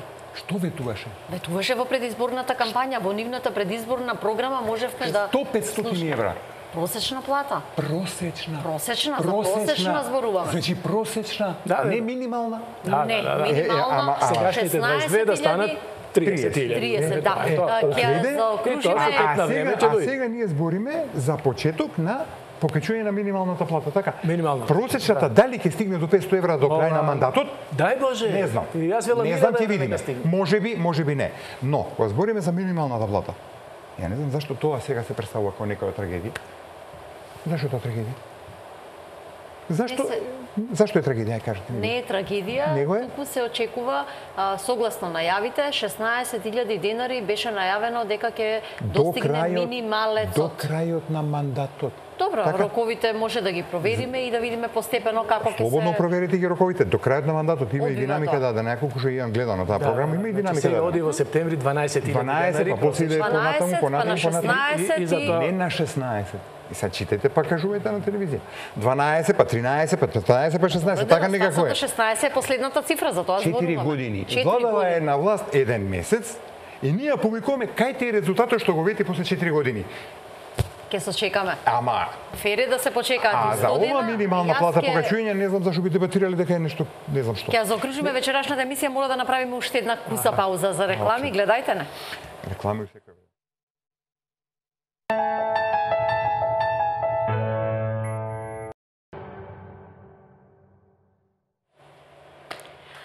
Продолжуваме со вечерашното отворено студио во кое зборуваме за економијата, перспективите и дадените ветувања. Зборувавме за актуелната кондиција на буџетот, продолживме за задолжувањата, даночната политика и ќе заокружиме вечерашната емисија со најавите за зголемување на минималецот и за просечна плата од 500 евра во Македонија. Господине Миновски, предходно зборуваше и соговорникот професорот Узунов, вели дека 30.000 денари не може да се очекуваат преку ноќ просечна плата. Кога е крајниот рок и кога просечниот македонец да очекува дека ова ќе биде реалност во Македонија? Колку време е потребно согласно најавите на актуелната владеачка гарнитура? Сега, во однос на тие ветувања и во однос на имплементација на тоа ветување, јас тешко можам да говорам на кој начин би го постигнале тоа, меѓутоа можам да говорам врз призма на она што се економски законитости, на кој начин може да се зголеми нивото на платите. Најодржлив начин за зголемување на нивото на платите е зголемување на продуктивност, промените и конкурентноста на домашната економија. Јас секогаш сметам дека она што ние треба да го правиме е да ја развиваме конкурентноста на македонската економија, да се промени структурата на економијата во смисла на креирање на производи и услуги кои што имаат повисока додадена вредност. Македонија како мала економија, како отворена економија, нужно е упатена да извезува со странските директни инвестиции кои што ги привлековме во Република Македонија, отворивме работни места, меѓутоа воедно она што го направивме и придонесовме на некој начин да се отворат фабрики и да имаме определени индустрии во структурата на извозот кои што претходно не беа присутни. Сега треба да се оди на едно ново ниво, веќе отпочнавме ни еден проект со AFC делот од Светска банка, во кој што ќе се зголеми капацитетот на домашните економии да бидат дел од вредносниот ланец на странските директни инвеститори, со што ќе се мултиплицира ефектот кој што го имаат странските директни инвестиции врз домашната економија. Само на тој начин ние ќе можеме да градиме производи и услуги кои што се поконкурентни, ќе можеме да имаме компании кои што имаат повисок степен на продуктивност, посовремени деловни практики и тоа е оној сигурен начин на зголемувањето на платите на вработените во Република Македонија. Веќе ние имаме определени сектори каде што како резултат на фактот што тие се конкурентни пред се во делот на услугите, веќе го споменавме IT-то, каде што имаме сериозен извоз на IT услуги за странски пазари, пазари во Европска унија и пошироко, имаме повисоки плати на вработените. Единствен одржлив начин за зголемување на платите е, уште еднаш повторувам, зголемување на конкурентноста на економија и зголемување на продуктивноста на ниво на компанија. Со административни мерки може понекогаш да биде и контрапродуктивно од оние цели кои што декларативно сакаме да ги постигнеме. Професоре, новиот владин кабинет, економскиот тим, очигледно го чека многу тешка работа. Од една страна дадените предизборни ветувања, од друга страна предходните резултати кои во однос на просечната плата ги постигна ВМРО ДПМН, 22.672 денари просечна плата во Македонија. Дека рековме, значи со декрет, со закон, со пропис, просечна плата во земјата не може да се зголеми, значи потребно е владата од своја страна што може да направи? Може да направи амбиент за действување во кој што ќе се раскријат економските субјекти, ќе зголема својата продуктивност, ќе го унапредат корпоративниот систем на управување и ќе се воведи на некој начин, би рекол, поголема етичност со страна на вработените, да ја сакаат фирмата, со сакање на фирмата да зголема својата продуктивност. Без продуктивност како алфа и омега на зголемено производство, а за самото тоа плати, не можеме да зборуваме за зголемени плати. И нема никој волшебно стапче со кој што може тоа да го направи преку ноќ. Значи потребно е време. Неколку елементи ги кажавме веќе и претходно и сега ги напомнам јас, се потребни кои што ќе треба како амбиентален систем да се воспостават, а во тие услови економските субјекти да се најдат себе си. Да се работи во она поле каде што може да се обезбеди поголема конкурентност, каде што може да се обезбедат компаративни предности, да наоѓаме нови пазари каде што производството ќе ни оди во странство, не само дома се разбира, и малниот пазарот, зголемено производство за извоз, зголемени приливи веќе значат и зголемени можности да се зголемуваат и платите на вработените и да се разбериме, има во теоријата едно правило, ги задржувам работниците кои ми создаваат профит, најдобрите избор на работниците се вика на теорија. Значи ако тие создаваат приход, јас и платата ќе ми зголемувам за да можам да ги задржам и да понатаму ја унапредуваме своето работење, својата фирма. Значи потребно ни е чекор по чекор сето тоа да го правиме и не велам дека не можеме. Велам дека можеме тоа да го направиме, само ќе треба сета оваа ситуација во земјата да се ситуира и најпослед да појдеме по она просперитетна патека на развојот. Веќе се најавуваат стапки од преку 5% на пораст на општествениот производ. Јас едно време велев зошто не и 6, па и 7 пораст. Тоаш кога ќе имаме поголемо производство, тоаш веќе нормално е дека еден дел од производството треба да се манифестира во зголемена вработеност и зголемени плати. Според тоа, услови има, само ќе треба ситуирање на состојбата, политичката криза веќе дефинитивно во сите варијанти да ја немаме веќе. Амбициозни се и проекциите за економски раст, може би многу поамбициозни на овој владин економски тим, кога ги компарираме и со меѓународните финансиски институции. 5% економски раст. Реално? Само мал коментар на ова претходно. Значи, јас сеќам пред многу години, може и не се толку многу, ама преку 10 години, ја бев во Македонија, некој што го збореше ова што сега го збори Кирил. Продуктивност, повисока додадена вредност, конкурентност и така натаму. Добро е што сега имаме и други. Супер. Никој ништо не спори. Меѓутоа е тогаш и се прашувам. Зашто зголемување на конкурентноста значи ниски плати? Не мора да значи. Идејата е да развојот треба да се базира на пораст на продуктивност. Број. Точка. Како да нападнеме продуктивност? Како да ја нападнеме, не во смисла на со пушки пиштоли. Така да? Како да ја стимулираме повеќе? Значи овде кога ја го размислувам проблемот е покачување на минималната плата е инструмент, не цел, инструмент на политиката, на влијање на пораст на продуктивност. Бидејќи она што е видливо за Македонија. Повеќе години назад. Платите растат многу малку, профитите растат многу побрзо. Продуктивноста и конкурентноста се префрлуваат во профити. Ние се навикнавме да живееме. Заради создадена трајна пазарна констелација, на пазарот на работна сила, работниците мора да прифаќаат да работат за малку, особено ниско квалификувани и полуквалификувани, И тоа е супер. Они ќе префатат што да им преме. А ако има приходи во предпријатието, ќе дадат во профити. Па уште и ниско да ночи ни со раме на ног. Елдорадо, за ако си газда. Ама ел десперадо, ако си вработен. И сега ние мораме тука малце да почнеме да ги доизнивелираме работите. Супер. Значи, алатката на минимална плата, инструментот, ќе се користи како аналогно, не исто. Не исто, но аналогно како што Народната банка ја користи минималната каматна стапка за да влијае на пазарно определените каматни стапки. Пошто се разбираме, нема потреба да објаснуваме и понатаму. Така, за јавноста може да треба. Ама немаме време, не прекинувам. Меѓутоа, значи со подигањето, но прво ги тераш сите плати нагоре, а второ влијаеш врз газдите и оној креативен дел од предпријатијата да ги најдат начин да ги ангажираат, ако треба да оквалификуваат, ако треба да опремат своите производни процеси и вработени, за да станат попродуктивни. Оние што апсолутно нема да прифатат, тие нормално пазарот ќе ги сврли. Но оние што ќе прифатат, не мора да работат за мала плата. Таа плата полека да расте. И тоа е добро и повратно врз економијата, бидејќи тоа е платежна побарувачка, платежно способна побарувачка. Ние не сме никој дека мислам дека не е за ниски плати. Сите сакаме нашите граѓани да имаат повисоки плати, да бидат подобро платени. За да немаме никакви дилеми овдека. Значи сите сакаме нашите граѓани да имаат повисоки плати. И па што е проблемот ако се покажат плати? Минималната плата ако се повеќе? Мене ме плаши Ванчо една работа само, значи минимална. Мене тоа не плаши 10 работи, али сепак не се доволни за да не како ќе реагираат работодавачите. Јас за работниците се секирам, како и сите што секираме 12 малку се. Што се зборува 12.000 денари и 16 можеби ќе речеме утре друен дека се малку. Како работодавачите ќе реагираат и тие треба да го платат тоа. Ако не е зголемена продуктивноста, ти велиш плати 12, 13, 14, 16 илјади, тој ќе треба сега од профитот.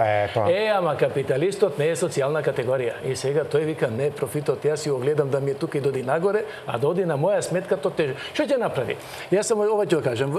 Рече си нема учебник по макроекономија кој говори за невработеност и каде што почетната точка на разбирање на поимот на невработеност поаѓа од минималната плата. И вика кога минималната плата се зголемува, има опасност од зголемување на невработеността. Затоа што минималната треба да ја плати некој. Тоа ме плаши мене. При кои услови само кажи? Молам се, има се цел еден сет. Ама значи, тие услови во Македонија не се исполнети. Јас велам да видиме пак предпазливи. Да не ни се случи да дојдеме ситуација да луѓето бидат некои бркани од работа, за да може капиталистот пак да си го оствари профитот што си го замислил. Дури оние што се со повисоки плати, може полека да ги симнува во платите затоа што новите им зголемува минималната плата. И ќе се уништи продуктивноста. Може да, може би не. Со системот на експлоатација кој владае во нашата економија во некои фирми. Треба ли да почнеме да го менјаме? Апсолутно. Ова е затоа што има силна експлоатација на работниците. Затоа ова и не е преку ноќ. Затоа е како што претпоставувам, односно како што е кажано, владата кажува дека за одредени сектори кои што се трудоинтензивни со пониска продуктивност, како што се овие трите гранки кожарства. Да, тие се дефинирани. Да, они ќе имаат еден период на субвенционираност. Затоа си иде полека преку дебати, но владата не може да седи, не би требало да седи и да чека тоа вие што да ја правам судбина, тоа е. Таа е социјален партнер. Ама, значи мора да почне да се влијае на тоа, а бизнисмените што ќе прават? Па ќе влезат во истата трка. Они се сега превише комотни. Ниски плати, ја вадам 2 милиона. Не се тоа него и немаме мобилност на пазарот, не? Имаме се уште висока стапка на невработеност, значи тоа целото се треба да се решава. Апсолутно. Ете тоа е она. Сега зошто го кажав она преге притисокот врз минималните плати како може да се одрази врз вработеност, невработеност. Кога Германија воведе минимална плата? Пред 2 години. Дури пред 2 години.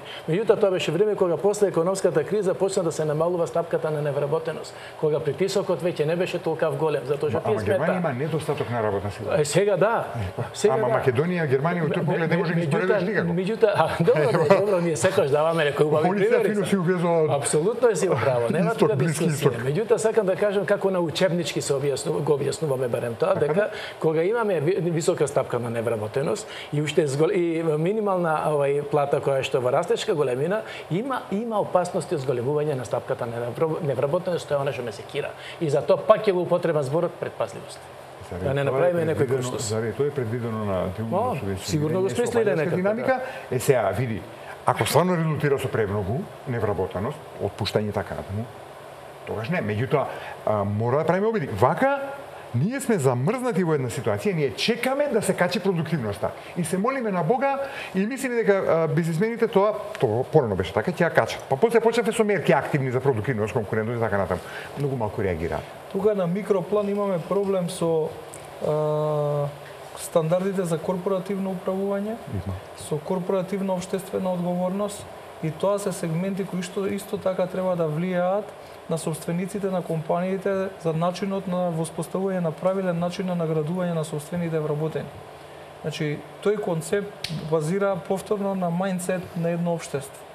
За тоа ја говорам дека генерално тоа е градуелен еден процес во кој што е неопходно. Значи, ние можеби имаме и во Македонија и предприемачи кои што се добри, кои што добро ги плаќаат своите вработени, кои што ја знаат вредноста на главниот двигател на компаниите, на добро платен работник. Добро платен работник е богатство. И мотивиран, затоа што и лојален. 10 фактори кои што влијаат на тоа дали еден вработен е среќен на своето работно место, меѓу другото е односот, платата на која што му ја дава работодавачот. Така да и овие аспекти се многу битни. Значи, овие стандарди се многу битни, за да тој процес не базира само на влијание на држава и на трипартитен диалог, туку самите собственици на компаниите да ја сватат вредноста на мотивираниот и платениот вработен. Кириле, чекаме 25 години, споро иде. Нели мислиш дека било која влада треба да почне тоа да го малце повеќе притиска? Ја мислам дека треба. Па да видиме што ќе изроди. Ме разбираш? Ама ние тоа го чекаме дека ќе се сетат бизнисмените дека тоа треба да биде. И не се сеќава. И платата е таа, минималната, толку е веќе со децении. И што правиме ние? Оние што сиромашни се сиромашни, оние што богати се све побогати. А мораме да почнеме некој процес да го тоа изменуваме. Да, внимателно, да, ќе трае време, да, не е едноставен процес, да, треба да биде придружен со многу мерки. Факт. Факт. Но онда дај да видиме како тоа се од тоа собствени подобро. И образованието. Ќе почекаме да видиме како во пракса и кога ќе се реализираат ветувањата, кога ќе стасаме до минимална плата од 16.000 денари и просечна од 30.000 денари. Јас ви благодарам што вечерва бевте дел од отвореното студио на телевизија Нова. Почитувани, вам секако ќе ви најавам дека имаме нови информации, 7 нови земјотреси во Охрид се случиле вечерва. Екипа на телевизија Нова во живо ќе се јави оттаму, а со вас во новите вести ќе биде Анита Петровска Рајковиќ. Останете со телевизија Нова и гледајте не.